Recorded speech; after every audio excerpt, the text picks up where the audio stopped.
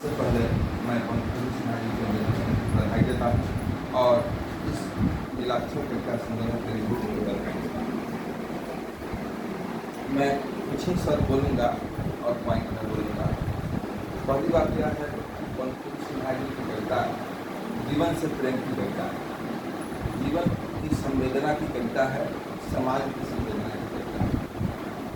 पंकज सिन्हा जी की जो भी कविताएँ हैं, सारी कविताएँ दृष्टि से समष्टि की ओर प्रवाहित हुई।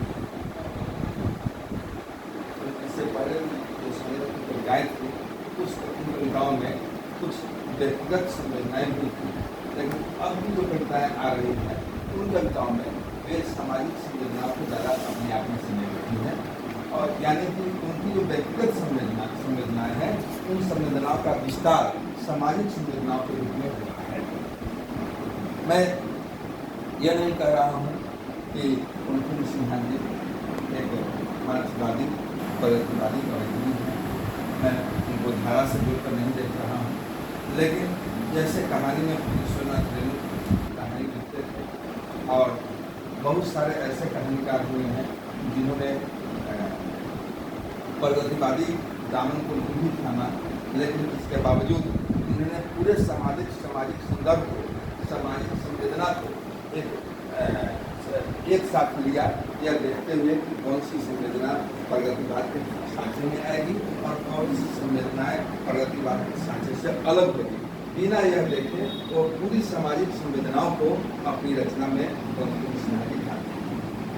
यह एक बड़ी बात है और यह इनकी अपनी धारा है, यह इनकी अपनी सोच है। मैं एक इनकी कविता की चर्चा करना चाहता हूँ। स्वागत है। इनकी संवेदना, इनकी कविता लोक संवेदना की भी कविता कही जाएगी। 102 पेज नंबर में कोई कविता है।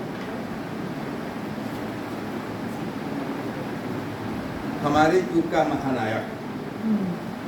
इस कविता का अंतिम पैराग्राफ है कि क्रांति भी हुई और बहुत बड़ी जब निराला ने पहली बार लिखी भिक्षुक पर कविता, पत्थर तोड़ती नायिका के साथ साथ, लेकिन आज भी वही है हमारे नायक और नायिका। आज भी वही है हमारे नायक और नायिका। इस त्रासद कथा का नायक कौन है और वह क्यों है सुरक्षित? ये इस कविता का अंतिम पैराग्राफ है। मुझे धूमिल की वह कविता याद आती है कि एक आदमी रोटी खाता है, एक आदमी रोटी बेलता है, एक तीसरा आदमी भी है जो न रोटी खाता है न रोटी बेलता है, रोटी से सिर्फ खेलता है। मैं पूछता हूँ यह तीसरा आदमी कौन है?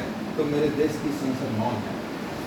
सुदामा पांडे धूमिल संसद से जिस तीसरे आदमी की चर्चा करना चाहते हैं, पूछना चाहते हैं कि यह तीसरा आदमी समाज का कौन सा वर्ग है, तो पंकज सिन्हा जी अपनी कविता में जो कहती हैं कि खलनायक कौन है, और ये जब निराला ने पहली बार लिखी भिक्षुक पर कविता, पत्थर तोड़ती नायिका के साथ साथ, लेकिन आज भी वही है हमारे नायक और नायिका।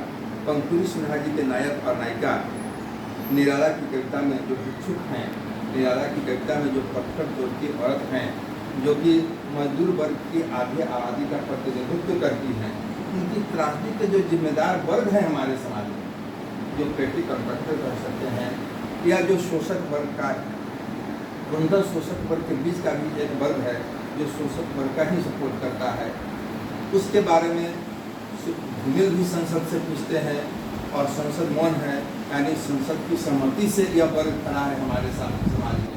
पंकज सिन्हा जी अपनी कविता में जो कहती हैं कि आज हमारे नायक और नायिका कौन है, तो वह पत्थर तोड़ती औरत है जो निराला की कविता में है, और भिक्षुक कविता में जो भिक्षुक हैं वह पंकज सिन्हा जी की कविता के नायक हैं, और उस नायक के त्रासदी के जो जिम्मेदार है, यानी शोषित वर्ग के जो जिम्मेदार हैं, जो सामाजिक प्रतिनिधित्व शोषित वर्ग के कर रहे हैं, जो जिम्मेदार हैं, वह खलनायक कौन है और वह अब तक क्यों सुरक्षित है, इस कविता में वह अपना एक प्रश्न छोड़ती जाती हैं। यानी पंखुड़ी सिन्हा जी की कविता एक सामाजिक संवेदना की कविता है। यह कविता एक वर्गीय कविता है। उनकी संवेदनाएं धीरे धीरे सामाजिक संवेदनाएं और वर्गीय संवेदनाओं में बदल रही है। यह उनकी कविता की प्रगतिशीलता है। इस कविता बहुत बहुत धन्यवाद श्रवण भाई, बहुत बहुत